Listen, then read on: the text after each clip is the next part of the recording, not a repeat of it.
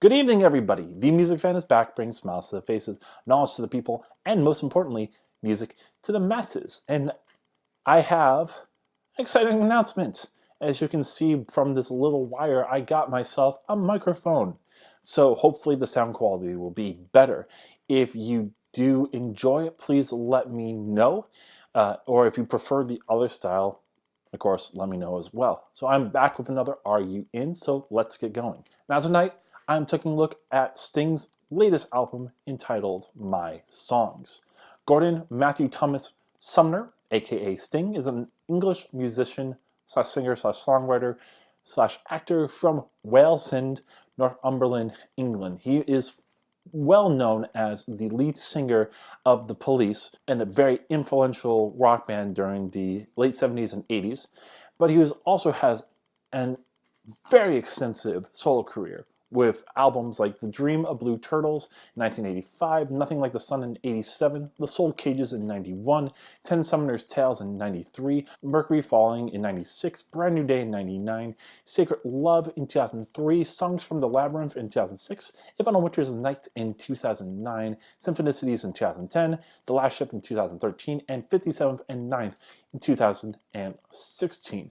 He is one of my favorite artists of all time. Call it a guilty pleasure if you want, but he has done some incredible work. Nothing Like the Sun is one of my favorite albums of all time. I remember listening to it when I was a kid in my dad's car as he put on this cassette tape, and I listened to the crap out of it. I love a lot of songs on there. One of my favorite songs of all time, Englishman in New York, is on there.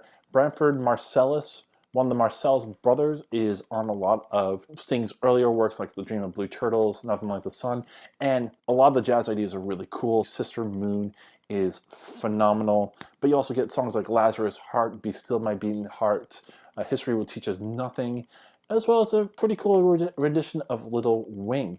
I love that CD, and I listen to it on occasion. Brand New Day was actually one of the first CDs I had ever owned, and it is still a guilty pleasure of mine. I know that Desert Rose was panned right from the beginning, but I enjoy that song. I also love 1,000 Years. I really like the song Brand New Day, as well as some other songs on that album. I don't have the CD anymore, but I would love to go back to it one day. Other than that, I've also listened to The Last Ship, the musical that he worked on, and I really found that enjoyable. I would love to eventually go see that show if it is still around. And it was, I believe, in my top 15 or top 10 of 2013, so definitely made an impact on me. And I've also listened to 57th and 9th, which is the album before this. Didn't find it hugely interesting, but was in my honorable mentions for that year. Not to mention, I also do have the best of CDs for both Sting and The Police. This musician is incredible, and to think that he once was a teacher before getting into the music field is really cool as well. He knows what he's doing and he knows what he's talking about, and he has a lot of different ideas throughout his discography, whether it's a musical like The Last Ship or songs that are more classical like If on a Winter's Night or songs from the Labyrinth, more jazzy ideas, more worldly ideas. He covers it all, and he does it in a pretty great way. He recently did a CD with Shaggy, which was pretty panned. I thought it was fun, but not, great enough to warrant mention last year. After two kind of lackluster albums, I was looking forward to this particular album. I found out that this was going to be a re-recording and reimagining of some of his best-known songs from both The Police and Sting. So I was pretty excited. He had already done something like this before with Symphonicities, where he took a lot of the songs that he had before and made them fit an orchestra. So I was curious to see what he could do. So this album literally dropped yesterday, immediately listened to it, and immediately regretted listening to it. Now with Symphonicities, it was interesting because you had some more experimental ideas, more intricate arrangements for some songs that are pretty well known. But the problem with this one is that you kind of have two camps. You have all of the Police songs and all of the Sting songs. So 7 of those songs are Police songs. So you have Every Breath You Take, Demolition Man, Can't Stand Losing You, So Lonely, Message in the Bottle, Walking on the Moon, and Roxanne. And almost all these songs are basically the same idea that had already been there. Roxanne is a live version, so kind of really doesn't count. But other than Can't Stand Losing You having some background vocals, as well as So Lonely being pitched down so that it can finally fit Sting's voice after all these years first recording it, as well as Message in a Bottle having some different ideas, you're basically getting the same songs that you have heard before. Walking on the Moon is almost the same as before. Same thing with Demolition Man, same thing with Every Breath You Take. It sounds like these songs were, yeah, re-recorded, which is all right, but when half of your album is already pretty straightforward to a point where it could have been a best of instead of a studio album, we're already having problems. And then the other 8 songs are Sting songs, and they are basically boiled down to songs that have a new beat. Nothing new, just having a more current beat to them. Now, the other thing about this album that's previously stated is that some of these songs took the original material and just slapped these other ideas on, and some of them were re-recorded. It sounds like a lot of the Police stuff was re-recorded, but a lot of the Sting stuff that has the new beats doesn't have a new recording with it. So sometimes it works and sometimes it doesn't. Brand New Day works for the most part. I like the more funky backbeat idea that is used in this song, though it does make this arrangement a little bit more simplistic. And it also doesn't use the beginning idea, which I really like a lot, this rubato guitar idea. Desert Rose also has a little bit more difference in arrangement in terms of the beat, but to me it also makes it a little bit too simplistic. I loved the arrangement of Desert Rose previously, and I think this dumbed it down a little bit. If You Love Somebody, Set Them Free has more of a disco-ish beat / funky beat, and it works a little bit well, but I love the other song better. I think Fields of Gold works well, and it has this intro that I don't remember being on the original Fields of Gold, so hats off to them on that one. Shape of My Heart literally sounds the same, just except for one beat that sounds like probably like a wood block or probably just hitting the guitar. And I love that song to begin with, but it doesn't do anything much different. Fragile has this kind of cheesy beat as well, but I think the two biggest sins on this album are two of my favorite songs of all time from Sting.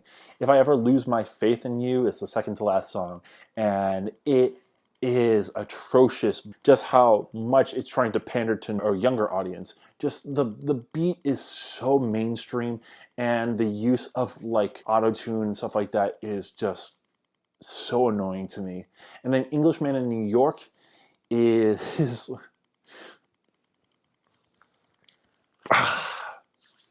so imagine Englishman in New York and then imagine kind of a reggaeton beat behind it. Think that would work? It doesn't. And it ruins one of my favorite songs, which is so disappointing. And not only that, but they use literally the original recording. Yes, they throw in some ideas which are nice. Like, I do enjoy the hustle and bustle of the taxi cabs in the very anthemic and loud drum beat ideas where it sounds like it's hitting like a bunch of bass drums. I think that's cool. And it takes that New York idea and transforms it into something a little bit grander. However, they also cut Branford Marsalis' solo the first time. It cuts it a little bit at the end and leaves this like blank space. And not only that, but the really cool outro idea, eventually that last chorus bleeds out to just Branford playing. That's one of my favorite outros of all time. It's a fantastic, beautiful little solo.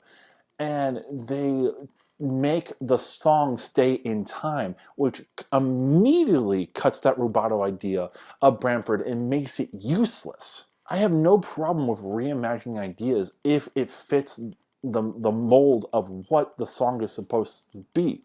But when you are doing counterculture ideas that just don't fit, that leaves a problem.